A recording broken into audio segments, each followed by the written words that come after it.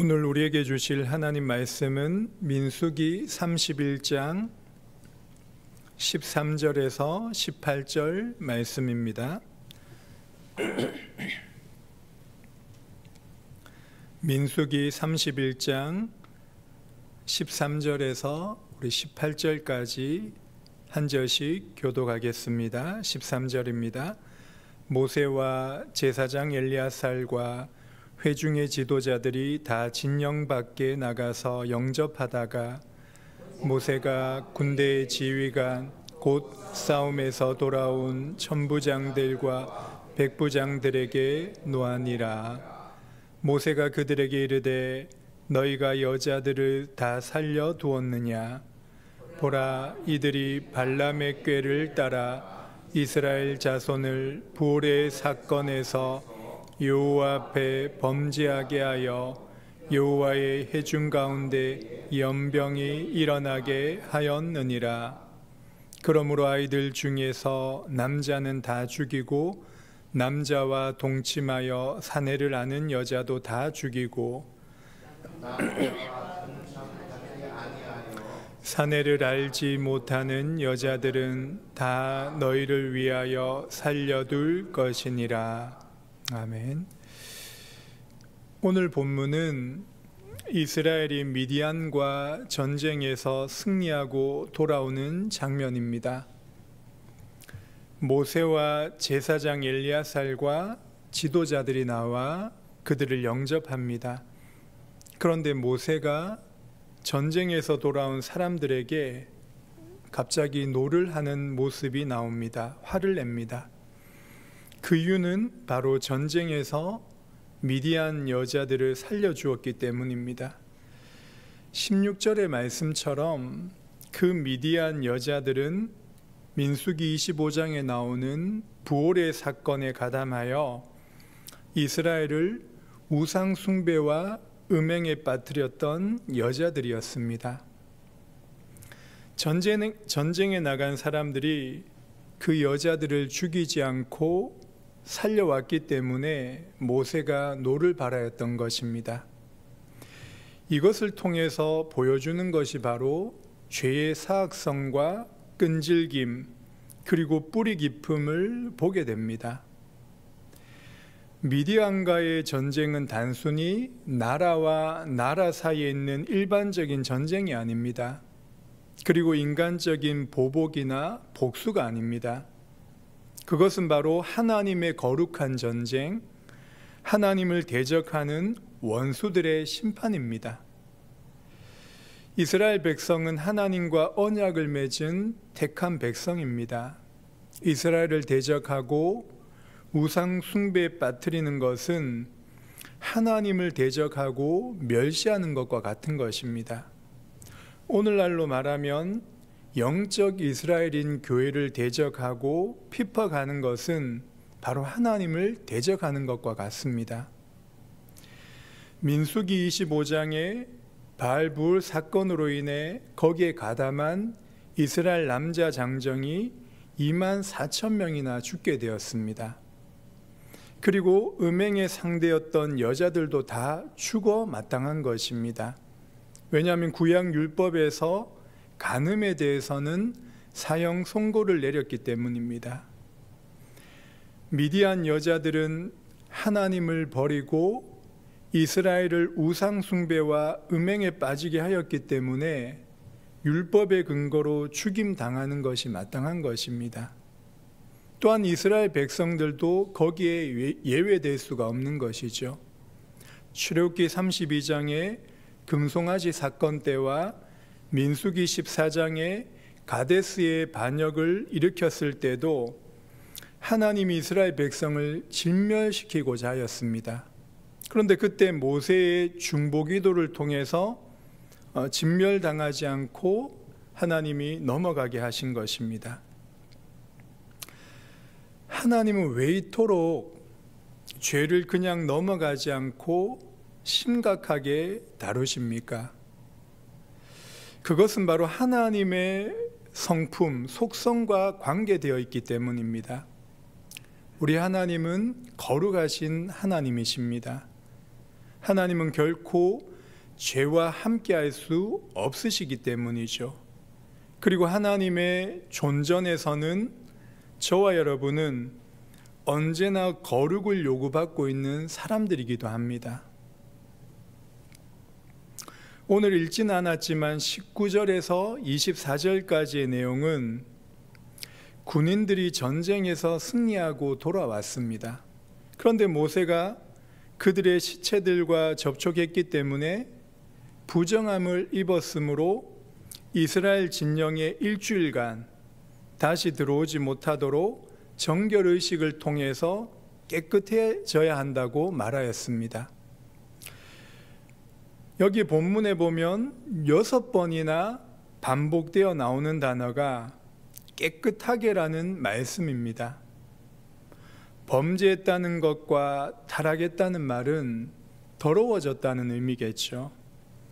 범죄함으로 말미암아 하나님의 거룩하신 이름과 인간의 심령이 더럽힘을 받게 된 것입니다. 이것을 회복한다는 것이 바로 깨끗하게 한다는 뜻입니다.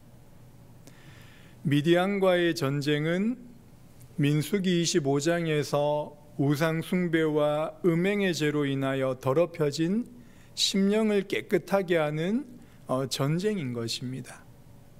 깨끗하기 위해서 두 가지로 정결해야 한다라고 말씀합니다. 그 첫 번째가 출전했던 군사 자신들을 깨끗하게 해야 하는 것입니다. 우리 19절의 말씀 함께 읽어보도록 하겠습니다. 19절입니다. 시작. 너희는 이레 동안 진영 밖에 주둔하라. 누구든지 살인자나 죽임을 당한 사체를 만진 자는 셋째 날과 일곱째 날에 몸을 깨끗하게 하고 너희의 포로도 깨끗하게 할 것이며, 전쟁에 나가서 사람을 죽이고 죽은 시체를 접촉했기 때문에 깨끗해야 할 것을 지금 말씀합니다. 그리고 너희는 7일 동안 진 밖에 주둔하라라고 말씀합니다.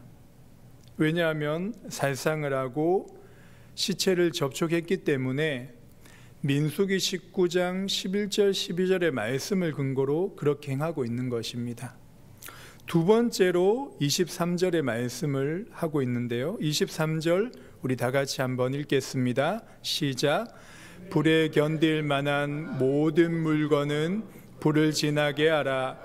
그리하면 깨끗하려니와 다만 정결하게 하는 물로 그것을 깨끗하게 할 것이며, 불에 견디지 못한 모든 것은 물을 지나게 할 것이라.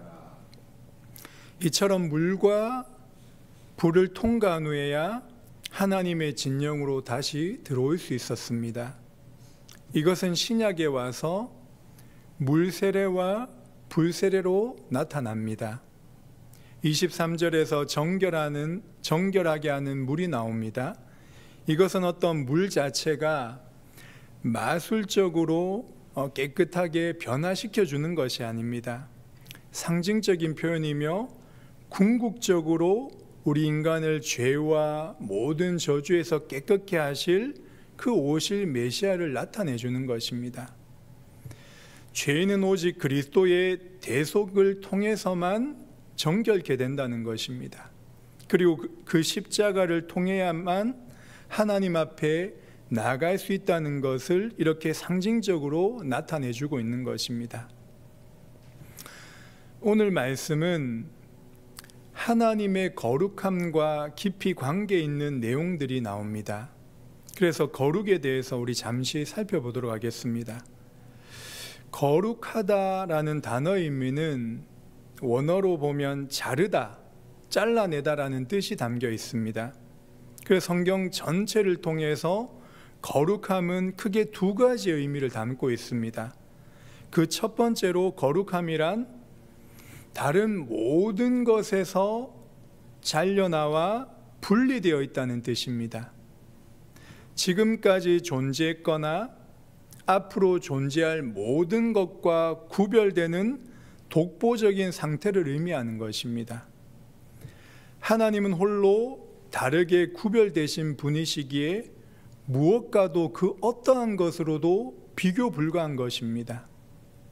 그리고 두 번째로 거룩함이란 모든 면에서 항상 완전히 순결하다는 뜻입니다.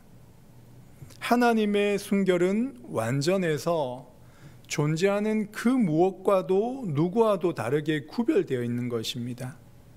그래서 하나님께 해당하는 도덕 범주를 우리는 접해본 적이 없는 것입니다.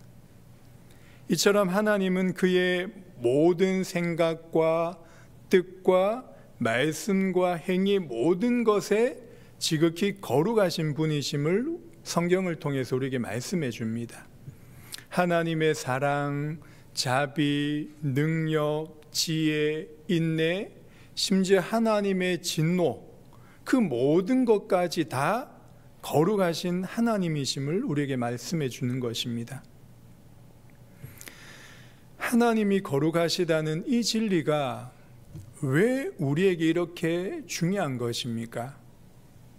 왜냐하면 하나님의 거룩하심이 바로 예수 그리스도의 복음의 핵심을 이루기 때문입니다.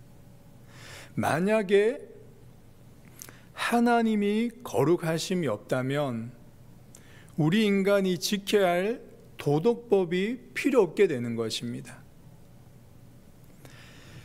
하나님이 거룩하심이 없다면 죄에 대한 하나님의 진노와 심판이 필요 없게 되는 것입니다. 또한 하나님의 거룩하심이 없다면 독생자 예수 그리스도의 속죄 제물로 보내실 필요가 없는 것입니다. 그리고 마지막으로 하나님의 거룩하심이 없다면 죄와 이 사탄의 최종적인 패배도 없게 되는 것입니다. 우리는 하나님의 사랑과 은혜를 말하면서 동시에 하나님의 거룩하심을 바르게 깨달아야 되는 것입니다. 하나님은 우리의 죄를 그냥 용서해 주시지 않으셨습니다. 또 그러실 수가 없습니다. 구원은 우리 편에서 볼 때 우리의 아무 행위와 공로 없이 받은 값없는 은혜의 선물입니다. 그러나 거룩하신 하나님 편에서는 그냥 죄를 용서하지 않으셨습니다. 죄를 미워하셔서 반드시 심판하시는 거룩하신 하나님을 만족시켜 드려야 되는 것입니다. 그 결과 죄에 대한 대가로 죄 없으신 독생자 예수 그리스도께서 죄인들을 대신해서 그 죄값을 치르신 것입니다. 그리고 사람이 하나님의 거룩하신 율법을 어긴 것을 대신해서 예수님이 율법의 저주 아래 태어나시고 율법의 모든 말씀을 그의 생애 33년의 생애를 통해서 1.1획도 빠짐없이 죄인들을 대신해서 그 율법을 순종해 주신 것입니다. 그래서 믿는 자에게는 죄 용서함과 함께 율법의 모든 계명을 지킨 자로 여겨주시는 것입니다. 그래서 우리가 하나님 존전에 설 수 있는 것은 바로 우리의 어떤 행위와 공로가 아닌 그 하나님의 은혜, 그리스도의 공로를 의지해서 설 수 있는 것입니다. 그것이 바로 우리가 예수를 믿을 때 의롭다 여겨주시는 칭의를 받게 되는 것입니다. 그렇다면 왜 우리는 율법을 지키고 순종해야 합니까? 구원을 얻기 위해서 율법을 지키려고 하는 것은 바로 율법주의죠. 그렇게 되면은 바리새인과 같이 행위 구원자가 되어 종교인이 되는 것입니다. 그런데 구원을 받은 성도에게는 그 율법이 구원의 수단이 아니라 하나님의 거룩하신 말씀이기 때문에 그 구원의 기쁨과 감사함으로 순종하게 되는 것입니다. 다시 말해서 하나님 아버지의 은혜와 사랑을 받은 자로서 감사와 기쁨으로 주를 믿고 순종하며 섬기고자 하는 그 마음이 생기는 것입니다. 레위기 11장 45절에 보면 나는 너희 하나님이 되려고 너희를 애굽 땅에서 인도하여 낸 여호와라. 내가 거룩하니 너희도 거룩할지어다 라고 말씀합니다.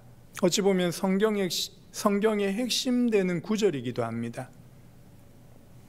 구원받은 것이 참으로 중요하고 귀한 것이지만 성경은 구원받은 이후의 삶을 또한 중요하게 말씀하고 있습니다.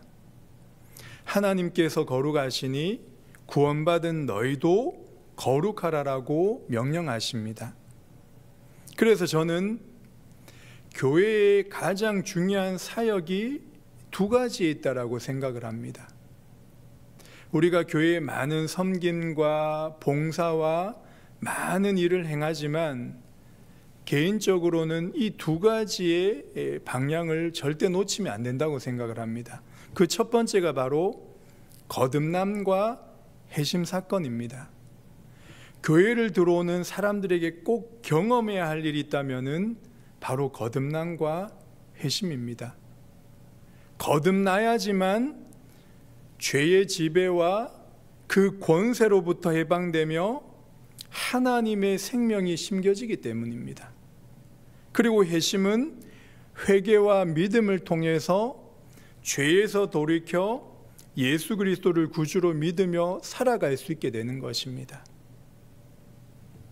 그리고 이 회심을 통해 하나님의 자녀가 된 사람은 하나님을 닮고자 하는 그 열망이 생기는 것입니다. 그것이 바로 두 번째 성화입니다. 애굽 땅 종되었던 곳에서 구원해 주신 하나님께서 말씀하신 대로 내가 거룩하니 구원받은 너희도 거룩할지어다 라고 말을 합니다. 이것이 바로 성도의 소명이면서 동시에 신앙생활의 목적이기도 합니다. 신앙생활을 하면서 점점 세상의 가치관을 버리고 복음의 가치관으로 바뀌어가는 것이 바로 성화이기도 합니다. 그래서 교회에서는 나의 가치관을 자랑하거나 드러내는 것이 아니라 바로 예수님을 자랑하고 예수님을 깊이 경험함으로써 그리스도의 생명이 드러나는 것입니다. 교회는 세상을 사랑하고 육신의 유익을 쫓아 살아가던 그 삶을 버리고 이제는 예수님을 믿고 따라가는 제자도의 길을 걸어가는 사람들의 모임이기 때문입니다.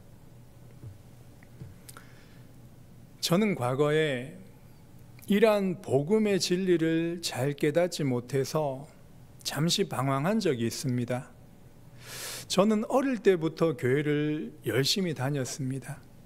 그런데 인생에 어떤 한계가 오고 여러 가지 문제가 왔을 때, 특별히 20살 때 저는 알코올 중독에 빠져 있었습니다. 1년간.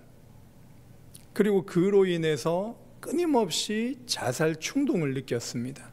그리고 실제로 자살도 시도한 적이 있습니다. 왜 살아야 되는지 이유도 몰랐습니다. 그리고 계속 저의 가정과 저의 삶은 무너지게 되었습니다. 그때 복음 메시지를 들으면서 인생의 근본 문제가 바로 하나님을 떠난 죄로부터 시작됨을 깨닫고 회개하여 예수님을 진정 구주로 믿게 되었습니다. 구원의 감격과 은혜 속에 수개월을 천국에서 사는 삶처럼 보였습니다. 복음을 전하는 것이 너무나도 좋아서 20대 때는 전도에 미쳤습니다. 학교와 병원과 공원과 군대에 들어가면서 한 1000명 이상 개인적으로 복음을 전한 것 같아요. 그러면서 한 300명 이상 예수님을 구주로 영접하는 그런 전도의 축복을 경험하게 되었습니다. 그런데 점점 시간이 지날수록 그 전도의 열심은 분명히 있는데 너무나도 뭔가 빠진 그런 느낌이 들었습니다. 그래서 성경을 읽고 특별히 경건서적을 읽으면서 기도하는 가운데 이 성화, 이 거룩함을 깨닫게 된 것입니다.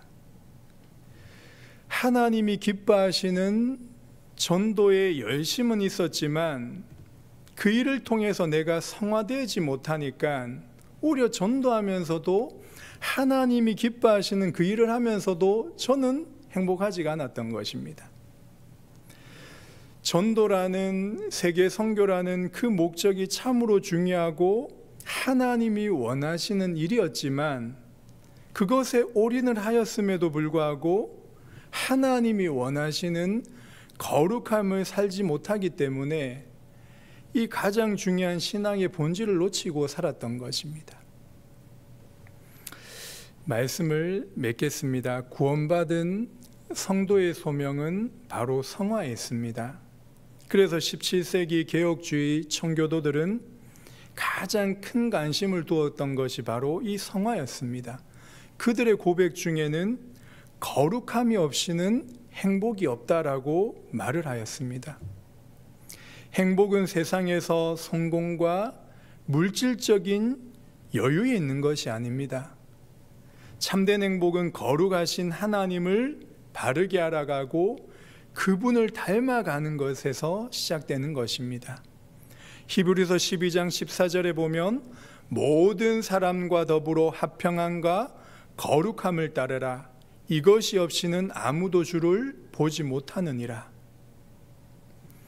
과거의 저처럼 열심히 전도를 하는데 거룩함이 없을 수 있습니다. 교회를 열심히 섬기고 봉사할 수 있습니다. 귀한 것이죠. 그러나 화평하지 않고 거룩함을 위한 과정이 되지 않으면은 얼마든지 종교 생활이 될 수 있다는 것입니다. 하고 있는 일 그 자체가 우리를 거룩하게 하거나 행복을 가져다 주진 않습니다. 그 일을 통해서 하나님이 주시는 은혜를 받으며 우리 안에 남아있는 부패성, 죄를 죽이며 그리스도의 생명으로 살아갈 때 점점 그리스도를 닮아가게 되는 것입니다. 그래서 바울은 그의 30년의 사역의 수많은 업적과 사역의 열매와 자랑의 모습들이 많이 있었지만 오직 그리스도와 그와 연합된 성화의 과정을 늘 자랑했던 것입니다. 오늘 하루 하나님의 거룩하심을 기억하며 그리스도 안에서 성화의 삶을 사는 그런 복된 삶이 되시기를 주님의 이름으로 간절히 기도합니다. 기도하겠습니다. 거룩하신 하나님 아버지, 저희들은 하나님의 존전에 설 수 없는 죄인들입니다. 그러나 예수님의 십자가의 보혈로 용서함을 받은 죄인이며 하나님의 자녀로 입양된 가장 복된 자들임을 고백합니다. 이 은혜를 기억하고 감사하며 살아가는 성도가 되게 하옵소서. 거룩하신 하나님을 닮아가도록 점점 세상의 가치관을 버리고 복음의 가치관이 세워지도록 성령께서 도와 주옵소서. 죄를 멀리하게 하시고 죄를 보며 애통하며 미워하며 회개하는 심령을 주셔서 그리스도를 더욱 의지하며 살아가게 우리를 도와 주옵소서.